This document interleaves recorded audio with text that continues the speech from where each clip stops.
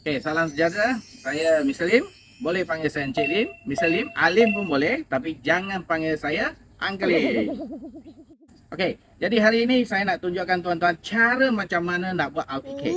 RPK sebenarnya stand for Rutin Periksa Kenderaan. Dengan cara yang proper, mengikut standard yang betul, JBJ yang bagikan.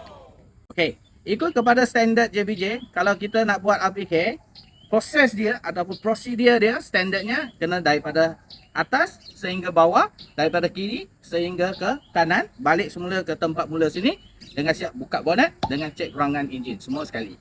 Baik, beberapa perkara semasa you memberi penjelasan kena jaga. Pertama, semasa memberi penjelasan anda tak perlu buat cerita panjang lebar.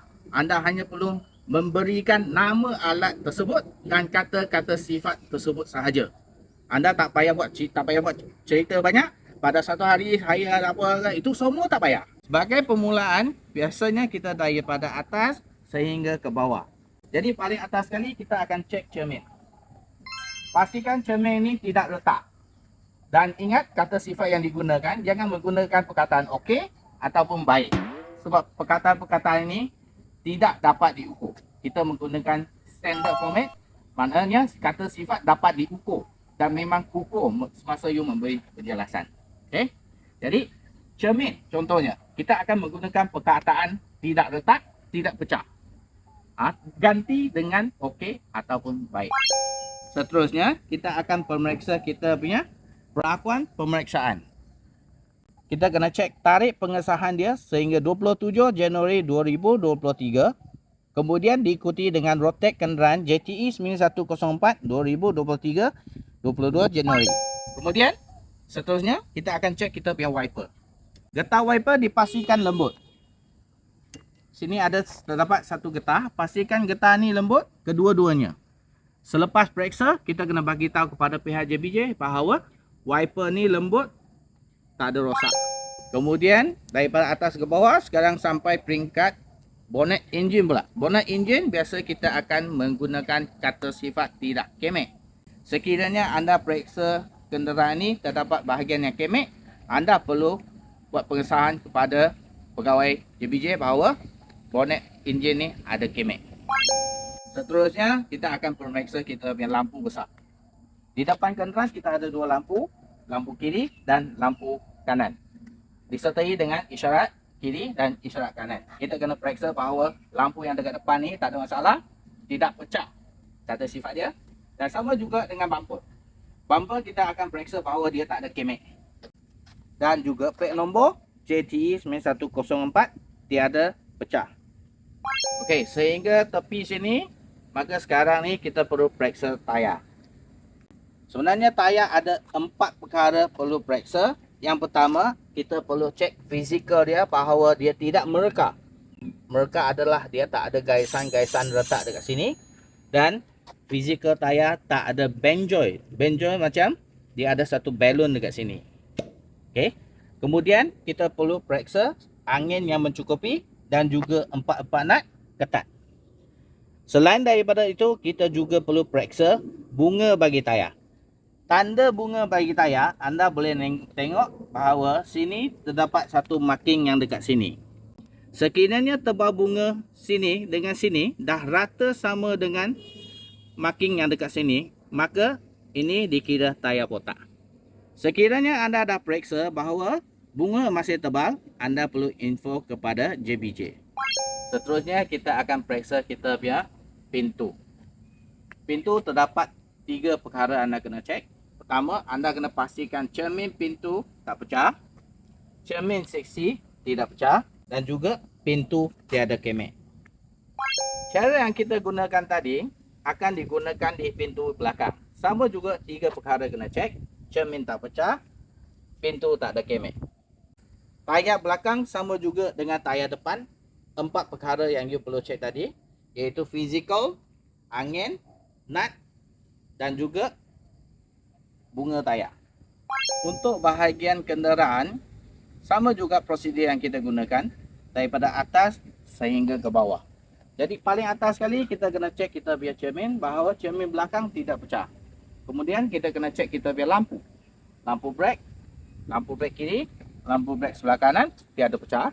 Sama juga dengan isyarat tak pecah, isyarat kanan tak pecah.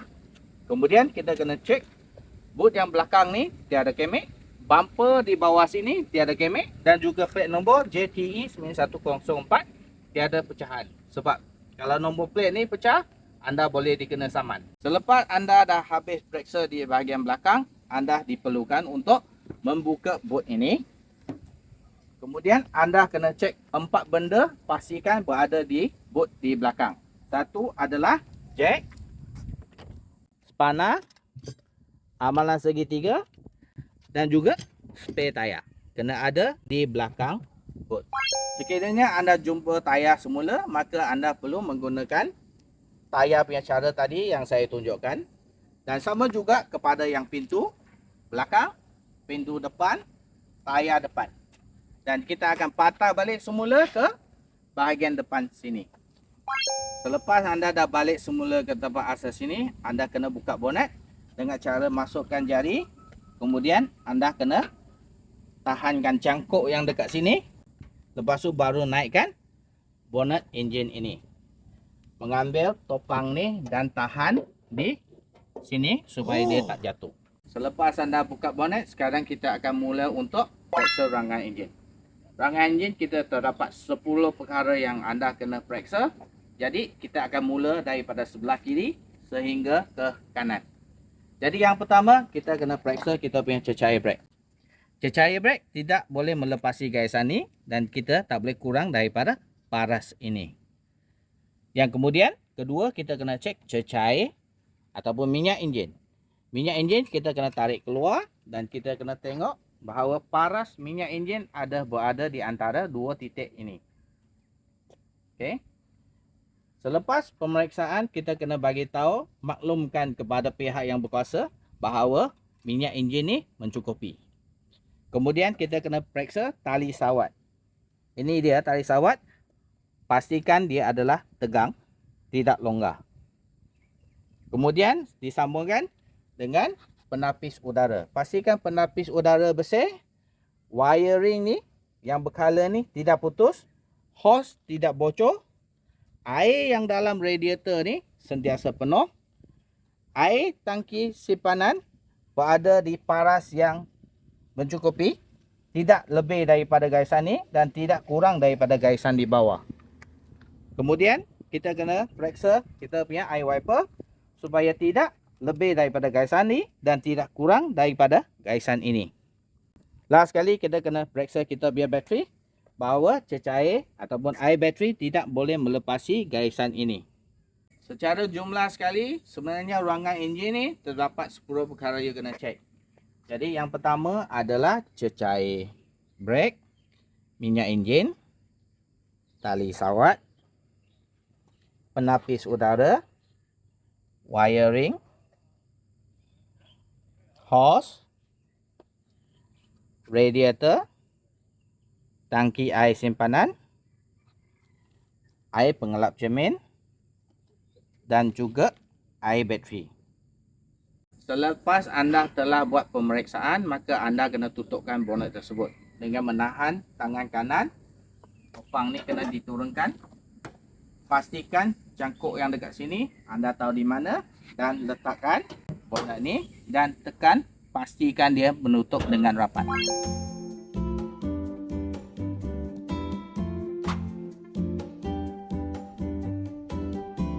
Secara jumlahnya sebenarnya kita kena buat RPK ni dalam 7 minit.